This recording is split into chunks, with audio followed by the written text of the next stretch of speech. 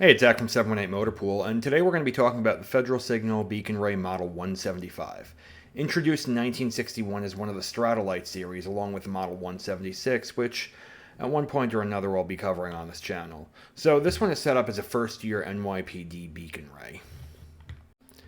The 175 and the 176 were introduced as 4-bulb beacon rays, the 176 having all the bulbs at a straight angle, while the 175 was known as the hill light due to the angled bulbs.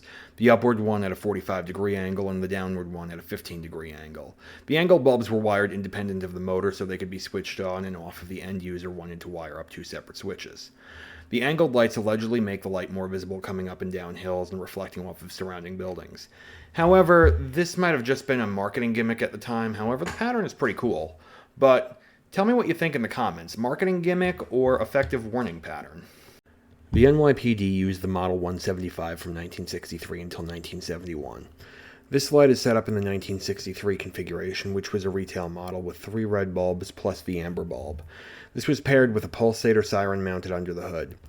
For 1964, the NYPD started special ordering beacon rays. The skirt would be about 2 inches taller to accommodate the new roof-mounted pulsator siren, and the upward-facing light would be at a 15-degree angle instead of the 45-degree angle found on the retail model. In 1971, as part of the phase-out of these lights, vehicles assigned to motorcycle precincts, now known as Highway Patrol, would get the Signal Stat 374 beacon to evaluate. This was common practice to have motorcycle precincts or Highway Patrol evaluate new vehicles or lights and sirens due to the fact that they were primarily doing traffic enforcement, and therefore using this equipment a lot more often.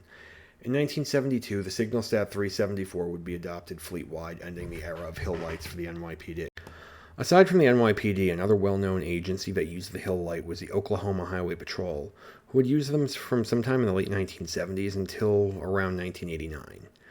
Oddly enough, they switched from the first-generation strobe crossbars back to a single sealed beam beacon. In fact, it's said that the last hill light produced was actually gifted to the Oklahoma Highway Patrol by Federal Signal. Hey, if you like this video, don't forget to subscribe and hit that bell for notifications. Also, hit the like button and join my Discord. The link is in the description as well as my Instagram and other social media.